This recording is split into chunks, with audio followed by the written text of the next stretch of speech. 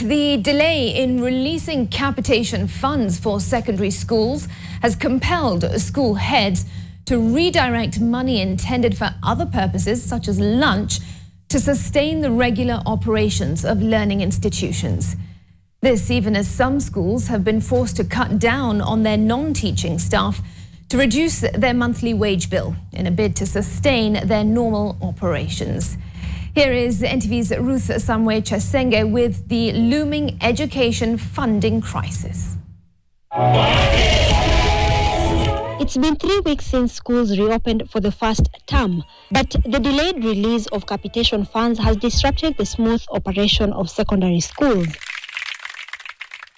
Just last week, Finance Cabinet Secretary John Mbadi assured that funds would be disbursed to schools by Friday, January 24th, 2025. The government has not sent any money, and the sad state of affairs is that the government remained with the balances of last year, around maybe 7,000 per child. My wife will be what?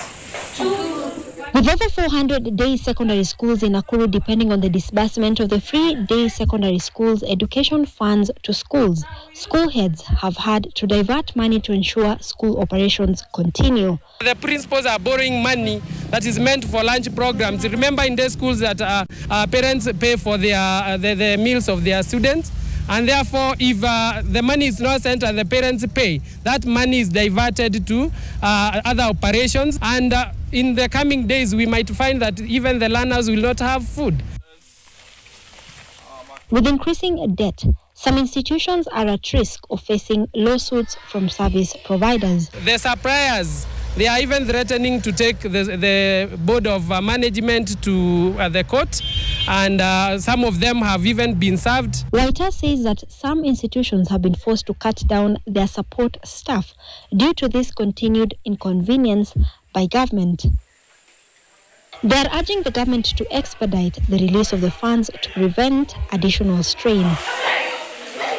During a meeting between Ministry of Education officials on Monday and representatives of secondary school principals, Early Learning and Basic Education Principal Secretary Belio Kipsang indicated that 28 billion shillings meant for first term for secondary schools would be disbursed by end of this week.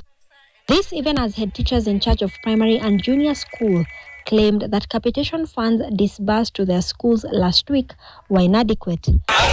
Meanwhile, Deputy President Kithure Kindiki has urged governors to engage in dialogue with the Controller of Budget after Dr. Margaret Nyakango issued a directive halting the allocation of bursaries to students.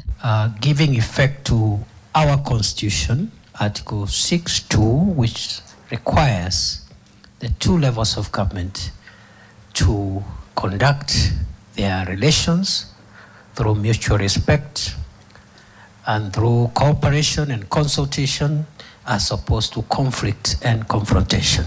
Ruth Samwe-Chesenge, NTV.